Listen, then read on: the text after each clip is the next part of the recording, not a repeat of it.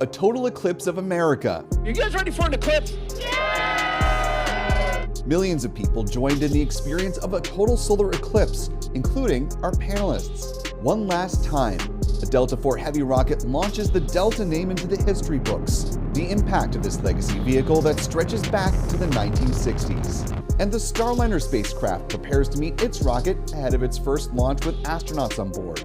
Joining us for insight and analysis are Elizabeth Howell, staff writer for Space.com, and Bill Harwood, space consultant for CBS News. From the Spaceflight Now News Bureau at NASA's Kennedy Space Center, this is News from the Press Site. And liftoff of Artemis 1. We rise together, back to the moon and beyond.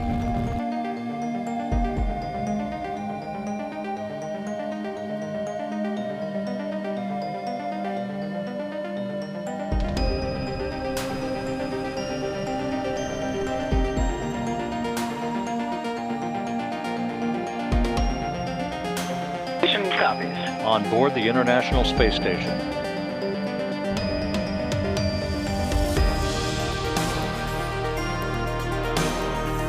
liftoff. Go Falcon, go Dragon, go Crew 7. This allows us to go faster and to have better technology.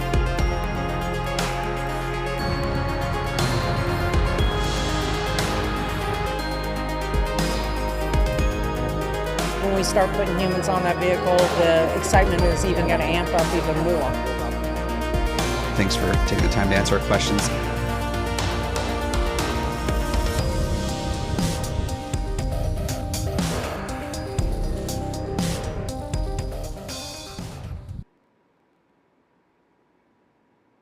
For Spaceflight Now, and welcome to another episode of News from the Press Site. So good of you to be with us on this Friday afternoon, or wherever you're joining us from around the world. Appreciate you taking some time out of your busy day to learn a little bit more about the news of the week. It's been another busy week here covering the space beat, and we have some great panelists to break it all down. We'll introduce them in just a moment, but first, also want to wish everyone a happy International Day of Human Spaceflight. We'll have more conversation about that a little bit later on in the show. But last little bit of housekeeping before we get things rolling. We are, of course, doing this show live, and we'd love to do the show with you. So if you have a comment or question either for myself or for our panelists, be sure to go ahead and use the YouTube Super Chat feature. Or if you're one of our channel members, you can go ahead and put your query in the live chat here. Our Adam Bernstein and Stephen Young are working behind the scenes, and we'll keep an eye on that and pass along any relevant questions, and we'll address those a little bit later in the show if they come up. Without further ado, let's go ahead and bring in the folks that we're going to be talking with this week about this whole cadre of news items. First up is Elizabeth Howell. She is a staff writer over at Space.com. She was a contributor for about a decade, though, before becoming a full-time member of the team back in 2022. And she covers the spaceflight beat. She is also an author, a Mars simulation participant, and she earned her PhD in space studies from the University of North Dakota. And perhaps most importantly, Elizabeth is a very proud Canadian. Elizabeth, welcome to the show. Absolutely. And a familiar face rounding out the panel today, a friend of the show, Mr. Bill Harwood. He is a space consultant for CBS News, spent decades covering the space beat on a whole range of topics, and he's been around the world doing it, most recently tracking down from some eclipse coverage a little bit up north. We'll talk to him much more about that with the whole CBS team. Bill, welcome back to the show. Thanks, Will. Glad to be here. Absolutely. And we're going to have much more on the eclipse in our next story, but I want to start on a more local front, talking about where we're going to with the moon. The United States not going alone in the Artemis venture. It is an international affair, and we had some news on that front, specifically regarding Japan.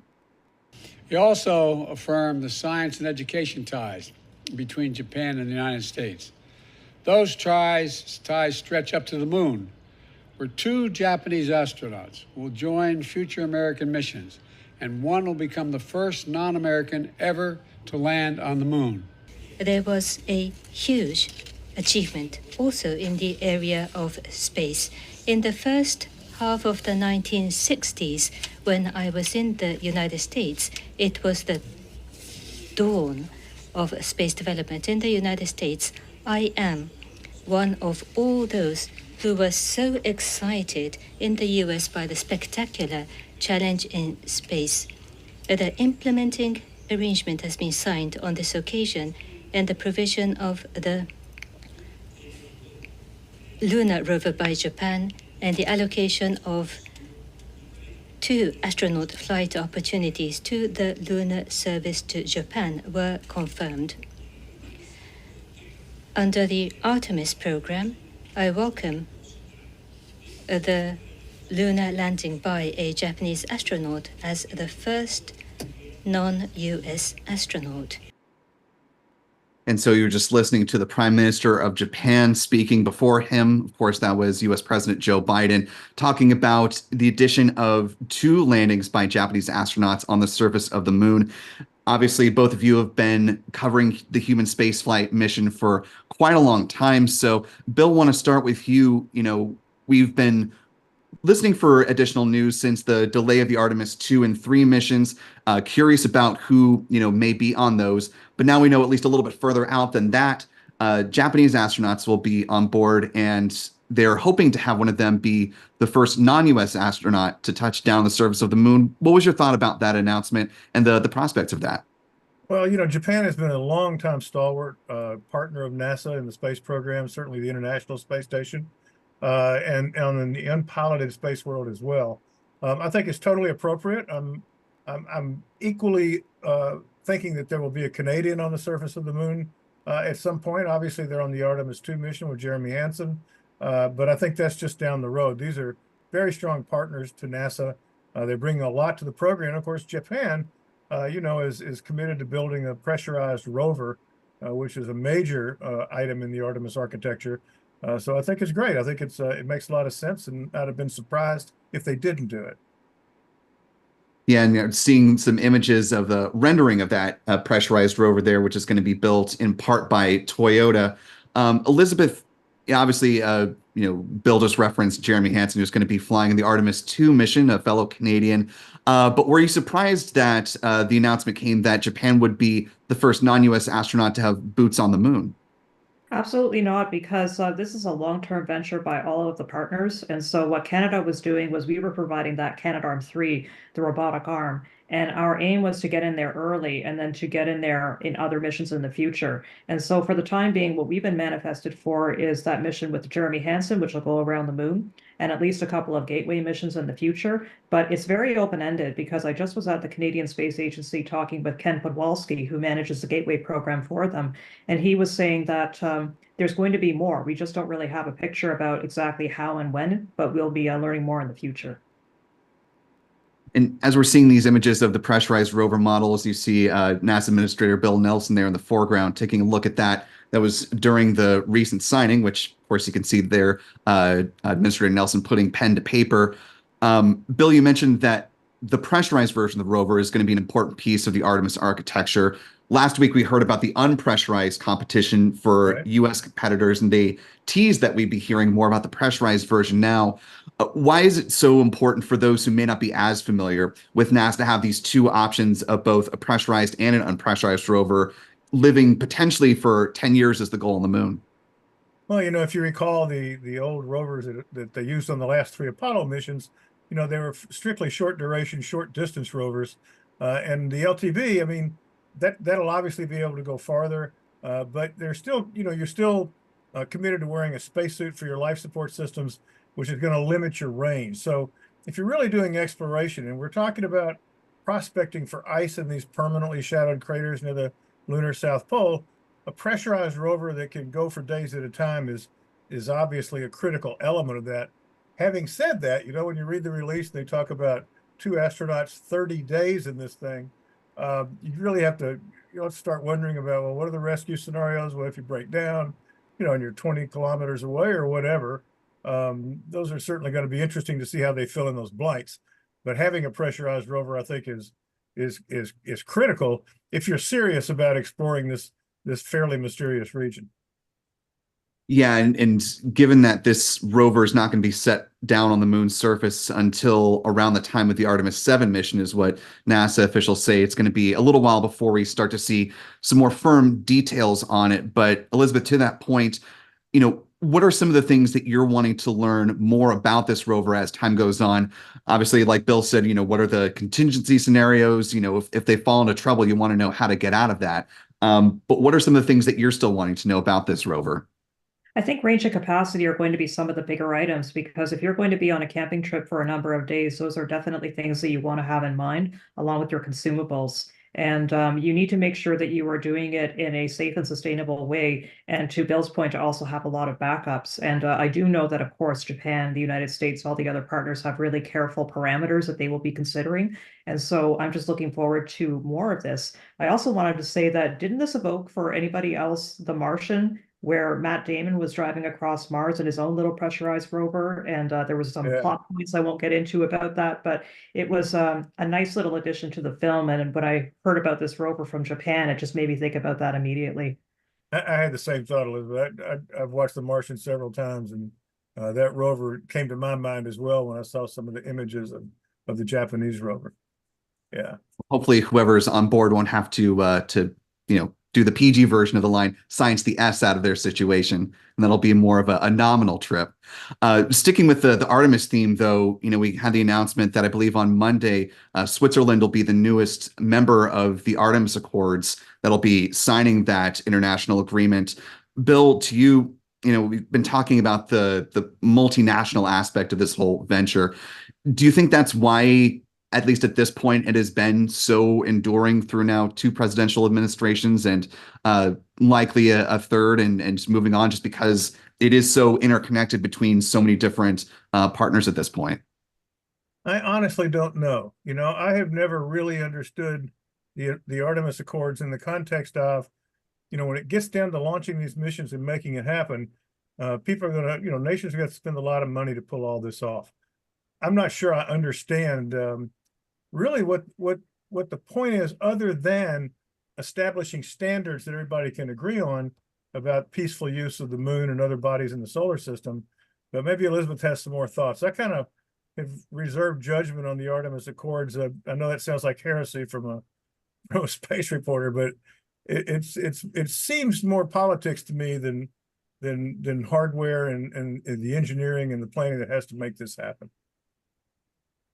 Yeah, Elizabeth, we've got 2 Americans in this conversation and 1 Canadian. So love to hear your take on the Artemis Accords part of the equation.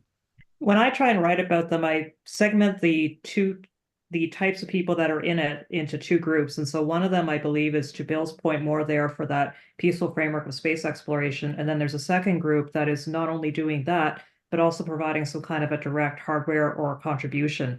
And I don't know what that first group is exactly looking for, the ones that are there for the peaceful space exploration, because of course, we also have the Outer Space Treaty and the other things that are provided by the United Nations Committee on Peaceful Space Exploration. And so I'm curious, I'm not a lawyer nor an expert on that, so I won't comment too much on it. But as these begin to mature and as these missions begin to happen, I would love to hear more from people that are more versed in that field about how the Artemis Accords fit in with those international treaties and what the expectations would be. Yeah, and Will, for both of you, one of the things that strikes me about Artemis is almost every time you listen to the administrator, Bill Nelson, talk, he frames this as a race between the United States and China. And, he raises the specter of, China declaring some of the moon theirs, if you will. And I don't understand how the Artemis Accords fits into that viewpoint. It certainly seems like they're aligning countries that tend to side with the U.S. on major political issues as part of this. But, China's the other big player in the room on this. And it almost is like it's all part of this competition that I don't know how much of that is real and how much of it is, I won't use the word artificial, but I mean, when you talk about people taking pieces of the moon for their own, that's not going to happen. So I don't understand it in that context. Well, I suppose in sort of a very small retort, they are taking a little piece of the moon with them on their sample return mission later this year. But, jokes aside, just to tug on that thread a little bit more, Bill, do you think it might be better long term, instead of creating a system that almost boxes China out and sort of creates 2, very segmented sandboxes, to look for a way to, at some point down the road, bring China along more in concert with the U.S., sort of in a similar way that while we had tension between the U.S. and the Soviet Union at the time, that we were still able to find some ways to work with them on orbit and in space. Well, absolutely. But, I don't claim to be knowledgeable about the intelligence threats that some people say exist out there in terms of technology transfer and things like that. So it's a very hard question for an outsider, or at least someone who's not on the inside of that process, to make a fair judgment on. I mean, but I've always thought it was, crazy to prevent us by law from working with China if there was some advantage to both sides of doing that. And your point about working with the Russians, I mean, who would have ever thought we would have built the International Space Station with our Cold War rival? And yet it's an amazing achievement just about on every level. So yeah, I mean, long term, yeah, I certainly would think that we ought to work with the Chinese, but I don't know. In this climate, it doesn't look like it's going to happen anytime soon. Well, we will have to wait and see if that ever changes. But speaking of things that date back to the 60s, good segue here to our next story topic. Of course, this week also brought with us the finale of a rocket whose legacy does harken back to the 1960s. I'm talking about right here, if we can go to this next video that you have primed, guys. This is the launch of the 16th and final Delta IV Heavy rocket, the first Delta flight launching back in, I believe, 1962. You can fact check me on that. But this was carrying a classified payload for the National Reconnaissance Office, mission called the NROL 70 flight. And this video captured by our own Adam Bernstein and Stephen Young also getting that wide shot there as this three-core vehicle ascended over the skies of Florida for one final time. Bringing the two of you in, I know you were both on the road getting ready to cover the eclipse, and unfortunately, there were a lot of things that were pulling people in a lot of directions this week because you had eclipse coverage to think about. There were a lot of folks that were in Colorado for the Space Symposium, but this is a moment in history that, should be marked, and so we wanted to talk about it on the show here. Elizabeth, I'll start with you, and then I'll go to Bill. What were your thoughts on, this rocket that's had such a storied legacy, as a name in human space or in spaceflight in general, going into the history books now? I think it was just an incredible line of rocket because there were so few of them that have been flying in iterations like that for so long. I think that maybe some of the Soyuz spacecraft rockets rather would be one example of that, but there were very, very few that have persisted for that. And of course, it was a backbone for security missions. I think that about half of the rocket launches overall were for the US security market. So there's definitely some lookbacks in there. For me, what it really evoked was some of the interplanetary exploration that happened over the years. One of my fondest memories of a launch was watching the first Mars rovers, or well, some of the first Mars rovers, which would be Spirit and Opportunity, and I believe Pathfinder previous to that was Sojourner, flying aboard this rocket on television.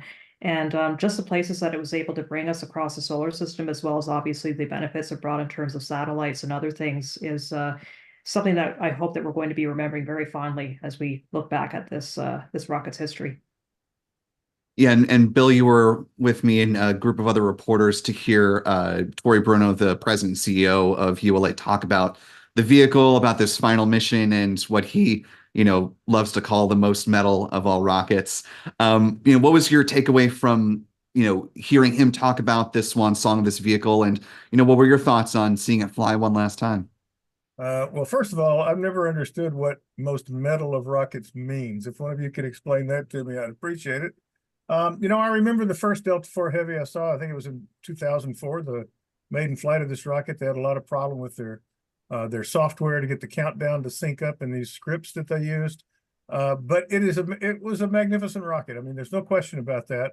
You watch that thing take off, and as Tori said, that hydrogen gas burning on the outside of the rocket always scared us half to death when the thing took off. Of course, that's harmless. But I guess, if I had to think of one thing is the legacy is tremendous. The Delta II was a phenomenal rocket. I completely agree with everything Elizabeth said, all those planetary missions and others, and not to mention, then the global positioning system, they launched all of that first generation on that rocket. But the Delta III was so expensive, it was almost as if, it didn't seem sustainable, especially when a company like SpaceX had come in with these lower cost rockets. So, I ended up thinking of it a little bit like the space shuttle. It was a fantastic piece of technology, but it was so expensive that it was not sustainable. And I think that's what, or at least that certainly played a role in its ultimate retirement. Do you think if they had found a way to get the cost down that we may have seen this rocket persist, or do you think just given the way that the markets were going, especially with a company like SpaceX moving in and disrupting things, that it was always going to go the way of the dodo eventually? It's hard to say. It was designed back when you only had a virtual monopoly on these rockets. They weren't designed to be competitive. There was nobody to compete with, right? That was the heavy lift rocket. I don't know that it would have ever been possible to get that rocket down in the range of what a Vulcan will be or what a Falcon Heavy is. So I think that Elizabeth, what do you think? I don't think it was sustainable long term under any scenario. I think that just like a lot of things, we have technologies that are useful for their time, and then we have technologies that come in and change things. And that's, I guess, what happened here with this particular rocket line. It was tremendous. It did a lot of work, but a new generation had to come in and replace it in some way. And right now that the company passing the baton to is clearly SpaceX, but there may be other ones in the future too, because I certainly see a lot of small rocket startups, even in places like Europe or in Canada, outside of the United States, that are trying to get a share of that market. So we might be sitting here in another 10 years with more news to report about other companies that are starting to step in and change things again.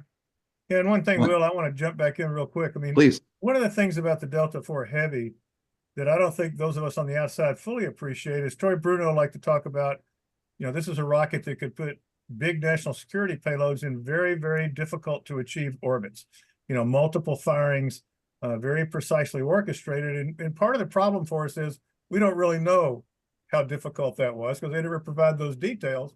We're taking their word for that. The other thing that I think about the Delta IV Heavy, there's this push now for proliferated architectures, as they call them, smaller satellites that you don't need a Delta IV Heavy or a SpaceX Falcon Heavy rocket to launch. I mean, that's a big factor as they make some of these sensors and satellites smaller. There's less of a role for these gigantic rockets that can carry these, 15, 20,000 pound satellites. Yeah, it'll be interesting to see, once Vulcan is really, thoroughly in the mix, what that looks like, especially on the national security front, Bill, to your point, where we have, more of a pivot to a proliferated architecture, smaller satellites, but also more of a quick call up. We're not going to delve really deeply into this today, but recently they just announced the Victus Nox mission, which will be using Rocket Lab and another company to very quickly respond and do an on-orbit demonstration that will help with potentially combating an adversarial satellite. So, Elizabeth, I guess to you, as the sort of landscape of what the national security realm needs change, how do you see Vulcan kind of fitting into that puzzle piece? I mean, it sounds like, based off of the lane 1, lane 2 style of awarding these missions, there will still very much be a place for Vulcan. But what's your kind of thought on, that evolution? Well, one thing that I would say is that we need these different satellites for different purposes. And I very much do agree with Bill when he says that there's a big, huge need for smaller satellites that are able to be providing on-demand services. But at the same time, we also still, I believe, need the larger ones to be able to be a little bit more consistent. I mean, that's why we still have GPS, right? We don't have a GPS in low Earth orbit, at least yet. That may change in the future, but right now that's the way that we go. And so maybe there's a way to be trying to think about big pieces of infrastructure that can be put not only into low Earth orbit and medium and geostationary Earth orbit, but to speak to one of our earlier points, to be supporting the Artemis program, because one of the focuses, obviously, of the security community, as well as obviously the scientific community, is looking at cislunar space. And if we're going to be having astronauts on the moon, we're going to be needing more infrastructure out there in terms of satellite support. So maybe some of these bigger rockets, including Vulcan, could be repurposed for such missions in the future. Yeah, especially once, all the Project Kuiper satellites are launched, and they will, be using the full width of those payload fairings to make that happen, certainly is the current ULA plan. Before we hop off this topic completely, though, Tori mentioned that his favorite Delta IV Heavy rocket mission was the launch of the Parker Solar Probe back in 2018. So not to limit it just to the Delta IV Heavy, since we've talked about the Delta II plenty, but I'll throw it to each of you, Bill, and then to Elizabeth. What were your favorite Delta missions that launched? Well, I'd go along with the Parker Solar Probe. I mean, that's a fantastic mission. As Tori pointed out that day, it's the fastest human-built object in the universe, as far as we know. It's a great mission, and so using that big rocket, and when you consider the science community was here for that launch and how much is riding on that, that was a great launch. I really enjoyed that. And Elizabeth? For me, it was Spirit and Opportunity. I have some nostalgia about watching the first images come through from those missions and having to stand in a line at a university computer lab back when those things existed in a great number, to be taking a look at them as they were beaming home from Mars. And those missions went on for a long time, even though they were obviously manifested only to be there for about 90 days or 90 sols. What happened was that they persisted for many years beyond that. And we're just glad that we had the great infrastructure to get the rovers out there in the first place, because launching anything remains hard, even though there are some companies that make it look easy. And we do have to pay tribute to the number of successes that the Delta line was able to bring. Yeah, and I got to jump back in. I was speaking of the Delta IV Heavy. If I had to pick a Delta payload at all, it'd be Spirit and Opportunity, without a doubt. Those were two of the greatest missions I ever covered, no question. Well, we'll definitely talk more about Mars a little bit later on in the show, because we do have a relevant topic. But before we get to there, want to go to something else that we all had a shared experience on, which was visiting the Johnson Space Center, talking with the Boeing folks about the upcoming Starliner crew flight test, CFT. Just yesterday, as a matter of fact, we had the opportunity to go and see the Starliner spacecraft before it's rolled out to meet the Atlas rocket and be integrated with that vehicle. So let's go to part of our conversation with Mark Sorensen, who is one of the team leads on the Starliner program, and we'll chat more about it on the other side. We're, on the cusp of rolling the spacecraft out, to be integrated with the Atlas V rocket. Being at this point with the team, just how is everyone feeling? How are you feeling in particular about being at this moment? Outstanding. A lot of work to get here. It's been 2 years since we've last done this, and for all the right reasons, we've taken our time, make sure we had it right. The team is very excited. This will be the first time we fly crew, right, which is what we're all about. And so we've had a lot of interface with Butch and Sonny. They spend a lot of time with our team, their family. So it's very exciting. It's as exciting as it gets in this business. And that again was Mark Sorensen, and thanks to the Boeing folks for letting us get one last look at Starliner before it rolls out very early in the morning on Tuesday. But bringing you both back in here, Bill, we'll start with you. Like I was saying, the three of us were all in Houston to see the training process, some of the simulators. So we haven't had the chance to talk about it on the podcast, what that experience was like. So I just wanted to start there. What was your takeaway from, going into the mock-up, seeing the high fidelity version of the cockpit? What was that experience like for you? It was extremely interesting, because you cannot help but compare it with the experience you have with SpaceX and the Crew Dragon. And of course, the media seldom gets to do anything like that with SpaceX. But this event in Houston, it was really striking. When you look at the cockpit displays, it's much more, I won't say analog, but it's much more old school in terms of the buttons and the switches and the dials on the thing versus the fully touchscreen environment of the Crew Dragon. I was struck by the simulators, how precise they are, and how well integrated it is with all the personnel that manage NASA missions. I mean, they're mostly contractors to start with in mission control, but basically Boeing has hired mission control, to run the mission, to run their flights. And it's just a different philosophy. It's a different approach. It's almost like, Elizabeth, maybe you'd agree with me, it's almost like going back to the shuttle days, and how they used to do it back then. I mean, regardless of who's ultimately in charge, the procedures are very, very similar. And that was really striking to me. Yeah, Elizabeth, you and I were in the same group as we were segmented into little pods traveling around the floor of the Johnson Space Center building. I think it was building 9. and you were in the commander seat position. I was in the pilot seat position when we got to see a high fidelity mock-up. Start with your takeaways from that whole experience. Seeing the various displays, wearing the virtual reality headset. What was kind of your top level impression of all that?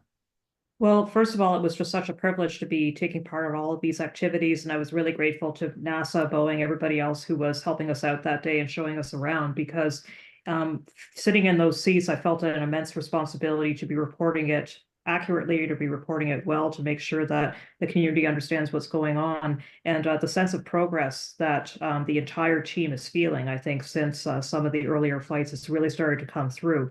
One of my top impressions too is I actually come from an aerospace background, several generations of it, luckily, and I've worked with a lot of people that are of the same mindset as Bush and Sonny there.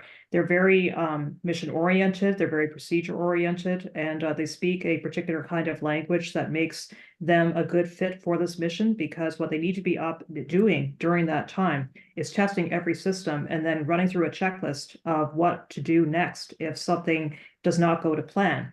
They have a number of backups, obviously, and procedures to step in, but that's what they've been practicing ever since they were in the Navy. And that made it a really, really interesting conversation where we were allowed to talk with them in the press conferences and also individually afterwards. So I just felt it was a good moment to get to know where the team is at, what their priorities are right now, where they're planning to be working with not only this particular mission, the crew flight test, but also with Starliner 1, which is going to be flying a Canadian Josh Kurtik and a couple of NASA astronauts as well when they're on board, hopefully next year if all things go well. So we'll have to see how the rest of the launch campaign goes. We still have roughly another month before the launch. I believe the current date is still May 6th, if I don't have that incorrect, if they haven't moved it. Yep, so it was May 6th. I keep checking, but you never know these days, right? It could change in a minute, especially on a Friday afternoon. But anyway, I'm hoping to be down there for the Cape to see the thing go, and then we'll see how this mission finishes and whether they are able to meet all their expectations and then finally start to send more astronauts up to the space station. Yeah, and we'll definitely look forward to seeing you down here at the Cape when launch day does come on the 6th. Bill, to you, the fact that they're now on the cusp of rolling out the spacecraft and getting ready to integrate it with the Atlas V rocket, as we heard and had our discussions over in Houston with them, they've taken a lot of pains and lessons learned to get to this point. Listening to the flight directors and the various folks that we were able to speak with, what was your biggest takeaway, or what were some of your takeaways from, sort of how the team has sort of come through some of the hurdles to look at this moment, at this point, getting ready to launch crew for the first time? I think they're ready. I think they're absolutely ready. I was amused to see a few headlines over the last weeks, Boeing slips, again from May 1st to May 6th or whatever, but none of that's the Starliner's fault. Just to throw some quick dates out just to be thinking about, the flight readiness review for this mission is going to be on I think the 24th and 25th. On the 25th, the Russians are carrying out a spacewalk. The CFT crew flies to KSC on the 25th. I'm sure there'll be a news briefing that day from the FRR. But the real key thing is the cargo Dragon undocking from Harmony Zenith. I'm sorry. That's supposed to happen on the 26th, and that's what clears the way for the Crew 8 astronauts to get on board their Crew Dragon and fly up to the Zenith port, because the Boeing CFT for this mission does not have the software to fly to the Zenith port. They have to come in on the nose. So that May 6th date absolutely depends on CRS-30 getting away on time and the Crew 8 relocation going well. Okay, so throwing all that out just for what it's worth. To me, they are clearly ready to go. The thought I have about this is Boeing has been under a tremendous amount of fire lately because of their problems with the aircraft world and lots of stories about the corporate culture. They really need this flight to go well. You hate to couch it in terms like that, but I think a lot of eyes are going to be on this as a major, significant Boeing project. And I think they really need to have a clean flight. They've had their problems getting here, but it's from everything I can hear and see out there, they're ready to go. They think they've resolved all these issues, and I'm sure their fingers are just as crossed as everybody else's. I'm just throwing it out for what it's worth. I think this is a bigger deal than just the debut flight of the CFT with crew on board. And lastly, to put a button on this, Elizabeth, we heard during the briefings the spacecraft described as really a pilot's spacecraft, one that has, as Bill was saying, a lot of analog features to it. And, obviously with the experience that both Sonny Williams and Butch Wilmore have, that'll all play into their control of it. One of the questions that I posed during the briefing was, what are they looking forward to as far as taking control of the stick? What are you most looking forward to, sort of tip to tail on this mission, especially considering that Canadian astronaut will be on the Starliner 1 first full crew rotation mission? It's very hard to pick a moment on a test mission because every moment is exciting. You don't know exactly what's going to be happening because it's never been tested fully before. Obviously, there are procedures that you can run through for different scenarios, but it's just going to be interesting because many of the milestones that they're trying to hit with these astronauts on board just have not been executed yet. So I think that one of the big moments for me will be getting through the launch, obviously, making sure that they're up there on their expendable rocket, which is a fairly unique circumstance these days, obviously. Then docking with the space station, which we were lucky enough to experience in a simulator. Now that I've actually sat in there and I've saw how the controls work, the cone that they're trying to be hitting in terms of that 7-degree narrowness to get into a right configuration to do the docking will be really interesting. Then how the spacecraft holds up after a few days in space. We have seen that before, but it's only been a couple, so we want to make sure that this particular one does well as well. And then coming back for the landing and making sure that's all done safely. I thought that was really interesting in the briefings where they were talking about all the different procedures they have now to be doing safe night landings. And they were a little skeptical at first, but it turns out that we've had such advances in lighting and also in night vision goggles in the last few decades that it actually is fairly, I wouldn't say easy, that would be the wrong word, but it's a lot easier than you would be thinking. If I could jump in, Elizabeth, I had heard that they actually prefer night landings for the CFT because the Starliner has a much tighter wind constraint than the Crew Dragon does landing in the water. And it just turns out when you're landing at a desert site, the odds are low winds is better at night. And I think that's a factor in this, and it may end up playing a role in when the CFT crew comes home to make sure you get that night landing. So just one more thing to throw in the mix, it makes this one a little bit different. Well, and plus it's going to be a spectacular show for our folks in the Southwest United States. So, not as important as getting them home safely in low winds, but, if you're going to have a first flight, why not put on a little bit of a show if you can as well? Want to do a little bit of a soft reset as we're at the bottom of the hour. If you're just joining us, I'm Will Robinson Smith. You're watching our News from the Press Site live weekly roundup of news on the Space Beat. We've got a wonderful panel that we're breaking down our stories on. And before we get back into our next topic, want to go ahead and briefly touch on the launches of the week. A few to go through, and we'll just make note of them before we welcome our panelists back and jump into our next story topic here. So let's run this down quickly. First up, and there's going to see a lot of SpaceX on this list, of course, starting with a Falcon 9 launch on April 7th, another Starlink flight heading up to low Earth orbit, this one lifting off from Vandenberg Space Force Base in Southern California. Next, we have another Starlink flight. This was the first rideshare mission to a mid-inclination orbit, 11 satellites on this one. Another SpaceX flight, this one lifting off from NASA's Kennedy Space Center over at historic Pad 39A. That was followed, of course, by the launch that we've talked quite a bit about, the finale of the Delta IV Heavy with the classified NROL 70 payload on April 9th. We've talked quite a bit about that, so we can move right along.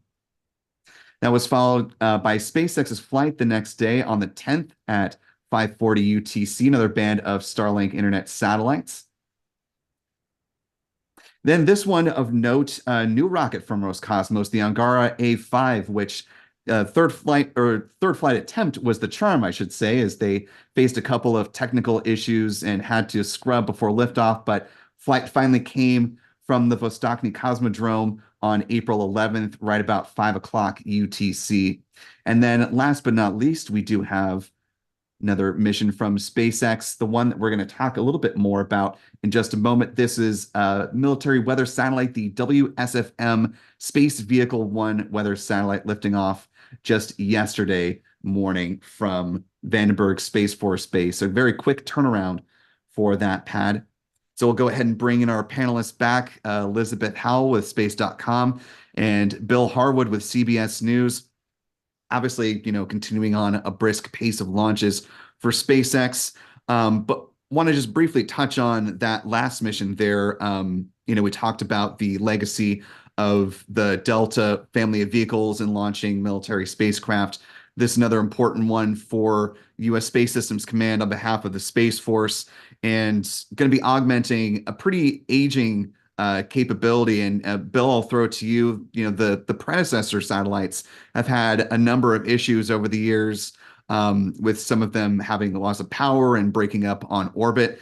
How important was it for Space Force to get this capability on orbit, given that they didn't have too many years with the predecessor satellites left? No, I think it's very important. You obviously have to be able to predict the weather with some accuracy if you're planning strategic operations or even tactical operations.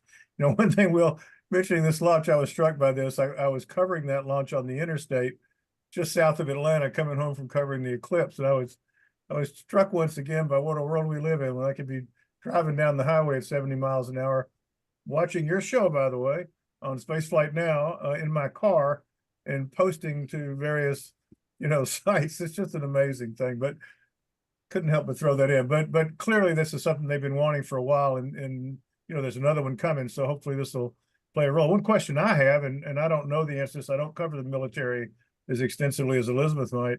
I'm always wondering what can they get from commercial sources that they need dedicated weather satellites for. And so I know that this one's for ocean winds, the charged particle environment in the low Earth orbit, for example, things like that.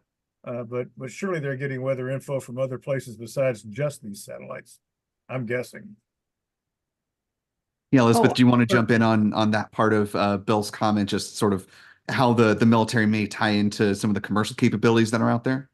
Well, I have to be careful here because I'm the Canadian, and obviously there are ITAR problems with me knowing all of the details, but I would assume that, yes, there would be some secondary sources of information, because you always need backups out there in the field, especially with tactical operations. And this particular satellite is only designed to look at certain parameters in detail, right? You already mentioned the winds. There's also tropical cyclone intensity, and there's energetic charged particles in low Earth orbit, which obviously relates to solar activity. But if they're going to be looking for detailed weather broadcasts, they're going to have to be looking at other satellites of theirs, or to be bringing in commercial information to help themselves out with that. So I think that the best way to think of this is not only replacing the past network, but also augmenting and continuing capabilities that they already do have. And Right. yet, at times, they probably would be borrowing from commercial partners where they need it. Yeah, Well, and the releases will also, we're talking about how these satellites are filling in gaps. So that implies some larger product that they have that these are assisting with. Right. And one other thing I wanted to note briefly before we move on, was this the first time that they've actually reflown payload fairings for a national security space launch mission. Bill, I know you've had a number of opportunities to talk about the reuse case for SpaceX and how important that is, not only for its commercial partners, but also for the military and for Space Force. How significant of a moment is it that we've reached the point where they're now willing to reuse payload fairings as so many other customers are? Well, it's just another sign that they're making very sure that these vehicles, the used components are going to perform as well as a new component. That there's no concern about that. I mean, the big one, of course, is flying used boosters. But the fairings are, what are they? Something like $6 million a set or something like that. So if that lowers the cost, and obviously they know what they're doing with that. So I think I think that was inevitable. Yeah, absolutely. Moving on to our next topic here. Don't have as clever of a segue for this one, but we talked a little bit about Mars here and there. So let's bring our neighbor, the red planet, back into the conversation, as we did learn this week that there's a new contract that the ExoMars program from the European Space Agency will go on, that Thales Alenia Space is now the prime contractor to help out with this, and that the spacecraft will be launching from Florida. Still undetermined who the launch provider will be, which pad it will go off of. Those details will come in the weeks or months or maybe years to come, not expected to launch before 2028. But, in a broad sense, to the both of you, Elizabeth, I'll start with you on this one. Given our previous comments and talk about, spirit and opportunity, and exploration back from those missions, how important is it that we have, multiple nations around the world joining in with Mars exploration and, to finally get this mission that has suffered a number of delays actually, on the road, so to speak, to Mars now at this point? We could fill a whole podcast just about all the delays because it has been quite a story of its own, right? There was the pandemic, there was obviously the war in Russia that intervened, there were all the technical problems as well. And so it's been a bit of a journey. And then they had to rewrite the arrangement once Russia could no longer be a partner. So it didn't surprise me that Thales Alenia was selected as a contractor because they have been playing such a big role in big European space missions over the years. Huygens was one of the big ones that came to my mind, but they also worked on obviously the Trace Gas Orbiter, which has been around Mars for quite some time now as part of the ExoMars program. So it again wasn't a big surprise to me. In terms of having different nations that are participating, I think that it's important, and it's not only for just the sheer joy, if you may call it that, or the sheer challenge of exploring Mars, but the amount of related technologies that come out of these missions tends to be astounding. I can point really quickly here in Canada. We talk about the Canadarm and people talk about how it's on our $5 bill and all of this stuff. It's a very glamorous project, but what we don't talk about enough, and we probably should be, is some of the spin-offs that have been coming from that over the years. And I know that NASA maybe a little hard pushes its spin-off technologies, but it is true to an extent. And so when we have engineers that are working together on big projects like this and are funded by the government, it often allows a company to go and do other things. And if I might just quickly bring in an example, SpaceX is certainly a beneficiary itself of all the NASA contracts it's received over the years, and that's allowed them to pivot to things like Starship, which engages a lot of public interest. And so that's what I'm hoping we'll be seeing as more companies and more countries get involved in space exploration. They'll be able to do their own interesting projects out of it. Yeah, and Bill, the ExoMars is not going to be collecting samples to send back to Earth someday, though we actually will be getting more news on that on Monday. We just learned from NASA that there'll be a briefing on Mars sample return from Administrator Nelson there. This one, ExoMars, is going to feature a drill that'll go down into the Martian surface and the crust there and take a look at some of the composition of the soil. But I wonder from your perspective, how you're thinking about this mission that'll land on the surface of Mars around the 2030 timeframe, according to Thales Alenia, and what are some of the things you're hoping to still learn about Mars before we potentially send humans there in the years to come? I think the number one thing I always think about is how few missions have landed on Mars to start with. In other words, our sample size is really small. If you thought about plopping a lander down in the middle of the Sahara Desert, and then you plop one down in Siberia and say, tell me, tell me about this planet. I mean, you're only getting a very, very narrow angle view of it. So the more the merrier. I mean, the more spacecraft that can get to the surface and do some exploration, all the kind of science that they do on all of these missions, that's all to the good, not only for, thinking about past life on Mars or possibly even current life, but really about the environment, how could astronauts one day live on this world and make things work? So to me, it's just adding another mission to the mix. I think that's really important to increase the sample size, gather more data as much as you can to better inform your decisions about what do you do next. And certainly, what do you do with human beings? Well, speaking of human beings, Bill, thank you for the segue there. Today, as we noted at the top of the show, is the International Day of Human Spaceflight, marking both the entrance into space of Yuri Gagarin on behalf of Roscosmos, as well as the anniversary of the launch of STS-1, which I believe we do have. Is this a live shot here that we're going to of pad 39B? Of course, this will be the pad from which we'll see the Artemis missions launch on the Space Launch System rocket, pad 39A, where we see crew fly on Dragon, about every 6 months or so, and now we'll have Boeing Starliner enter the mix. So want to start with you, Bill, and then we'll go to Elizabeth. This is a story day covering, the space beats. I wonder how you think about where we are in the human spaceflight adventure, given how far we've come since the days of Yuri Gagarin. Well, I'm probably not the answer you would expect. I'm one of those people that remembers going to see 2001: A Space Odyssey in 1968 and looking at that technology and thinking like, that's believable.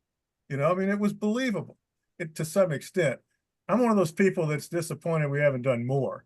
I think it's a huge achievement on the part of SpaceX and Boeing to build these crew capsules, but there's a part of me that remembers a spacecraft like the shuttle, and we've gone back to capsules, that splash down in an ocean or come down on the land, but can carry nothing more than a couple of people, a few hundred kilos of cargo. And it just seems like we should be farther along. Now, having said that, the vehicles we are flying are marvels of technology. They really are. The computer controls and the automation that goes in these things is just amazing, and the improved safety. So, I can remember coming down with my college newspaper for STS-2, and watching that thing take off and being half scared to death of watching that shuttle go up, and the more you learn about it, the more you learned you had reason to be scared of it. John Young said if you weren't scared of it, you didn't understand it. But I think we've come a long way in terms of safety and performance on these rockets. I guess I just wish we'd come a little bit further by now. That's all. I guess before we pivot to you, Elizabeth, Bill, if you had a magic wand and could, transport us to the future or the present that you'd like to see, what would you like us to have achieved by now that we haven't yet, or maybe that's a promise that's some years out at this point? No, I don't have any blueprint. I think the government could have maintained a higher level of funding.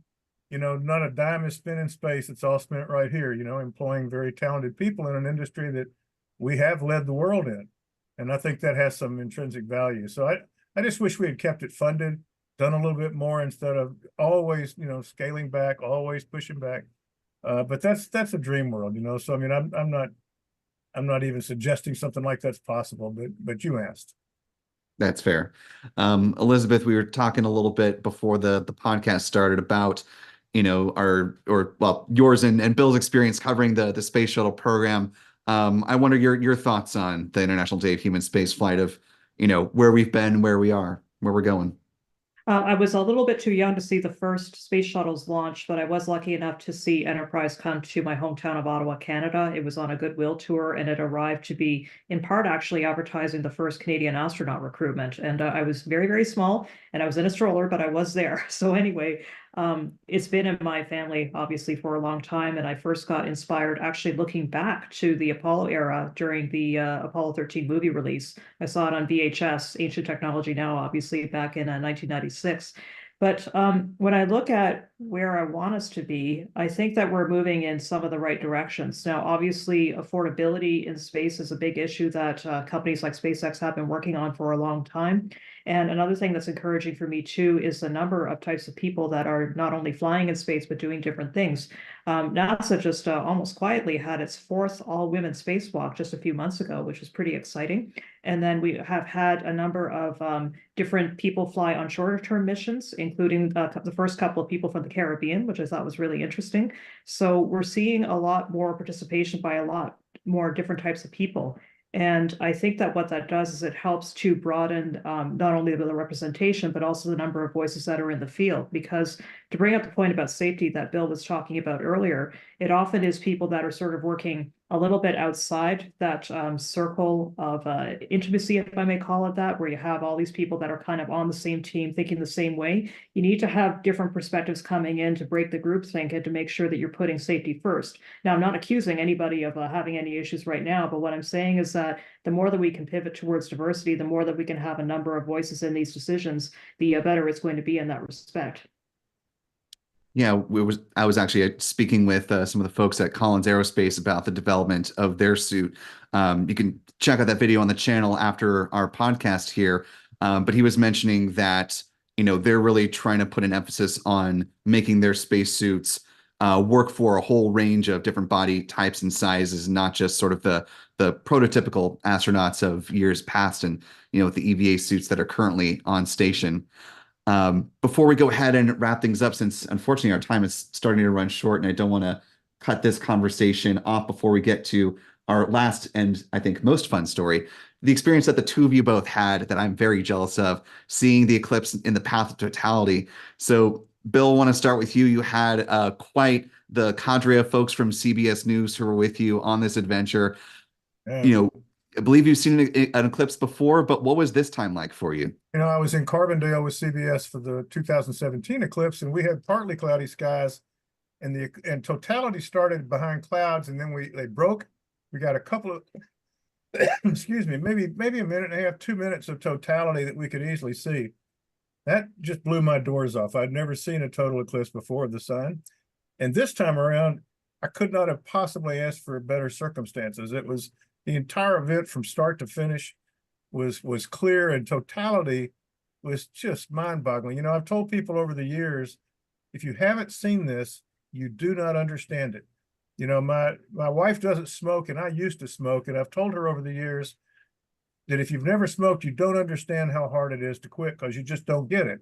It's the same with the eclipse. If you hadn't seen it, you don't get it. And I would encourage everybody to go see it. It is a life-changing event. At least it was for me.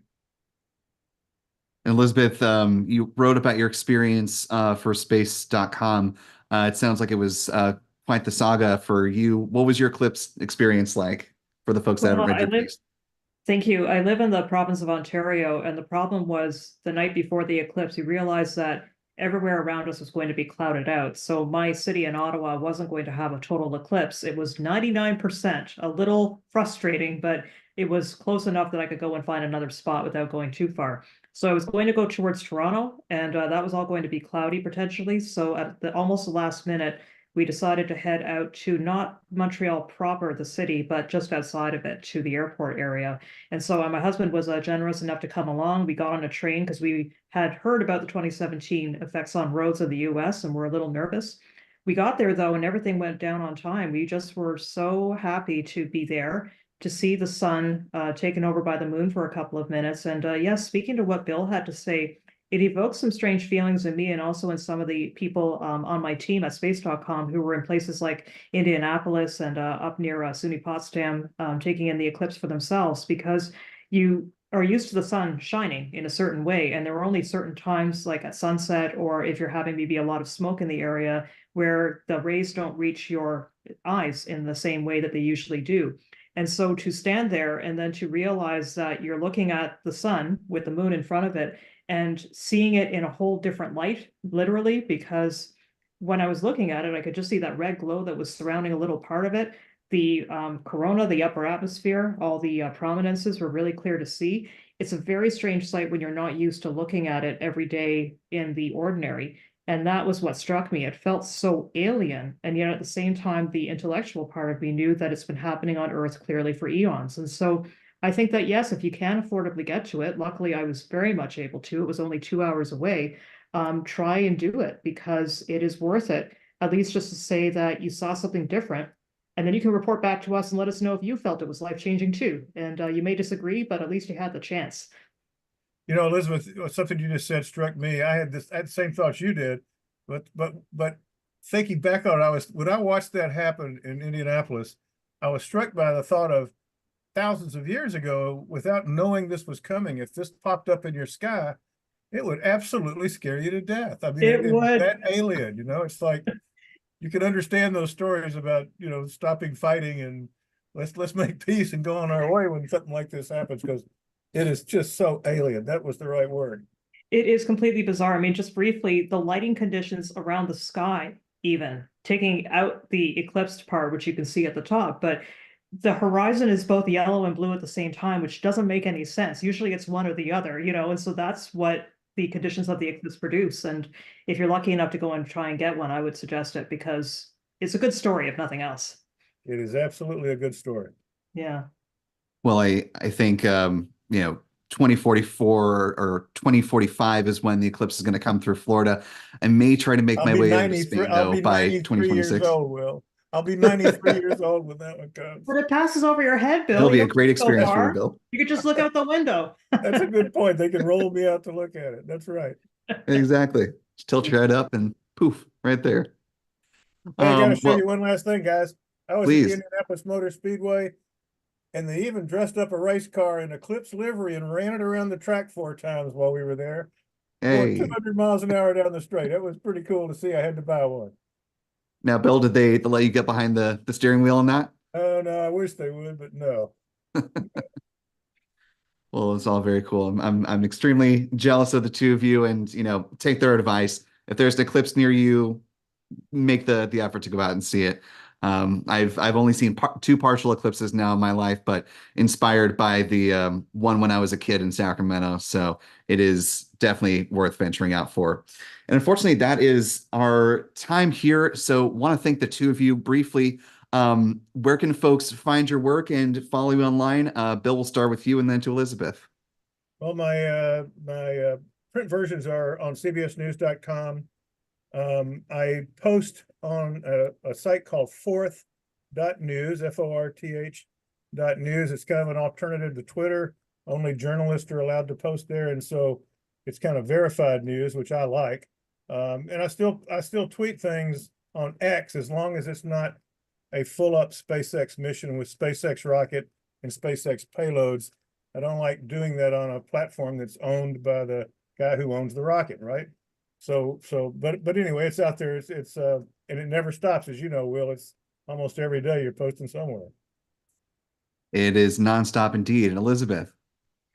So you can find me at space.com very clearly. And then I also still am on X. I'm trying to curate a positive social media experience on multiple platforms, but that's the one where I spend most of my time. I'm also on LinkedIn, obviously. My handle on X is Howell Space, and if you go to that spot, it's Howell Space, HOWELL Space.